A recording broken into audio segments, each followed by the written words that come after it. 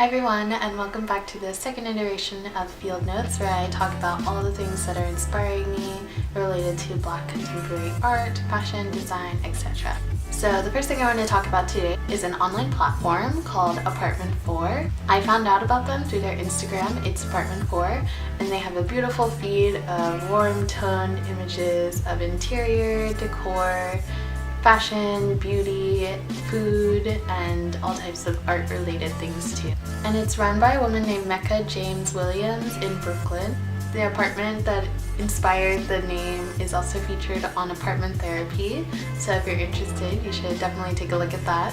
But Apartment 4 is more than just an Instagram feed. It's also a bi-weekly newsletter and an online platform that combines self-love and home decor. They also feature a lot of Black-owned businesses, and through their newsletter I found out about two that I'm really interested in. The first one is Black Market Vintage, who, as you can tell by the name, sells Black vintage goods. They have a really interesting collection of things. And the second is an accessories designer named Ashley Isok-Tahi, who recently did a collaboration with Edith Jewels. She made these really beautiful leather handbags with these intricately cut brass handles. So I highly suggest that you go check out their feed, get some much needed interior design inspiration, and then also subscribe to their bi-weekly newsletter. The second thing I want to talk about is an exhibit at a new museum. It's called Africa is No Island, and it's at the Museum of African Contemporary Art, Al Madine in Marrakesh, that just opened its doors. The show is actually a curated selection of artists who are associated with Africa and Visu, which is an online exchange platform for artists of the African diaspora.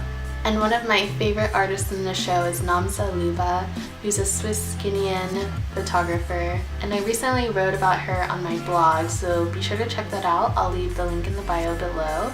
And I love her series Ya Kala Ben, which explores Guinean objects of ritual and masquerading, and Leuba makes these really beautiful portraits where she kind of animates these ritual objects with live models, and she's exploring and definitely critiquing this sort of ethnographic lens and African subjects through a Western visual aesthetic.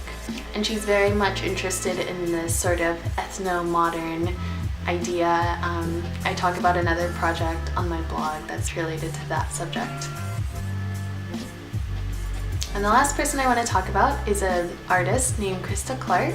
She's Atlanta-based, and I'm always excited to learn about new Atlanta artists. She's a professor at Georgia State University, and she studied at the Savannah College of Art and Design as well as NYU. And her work deals with abstraction in architectural forms.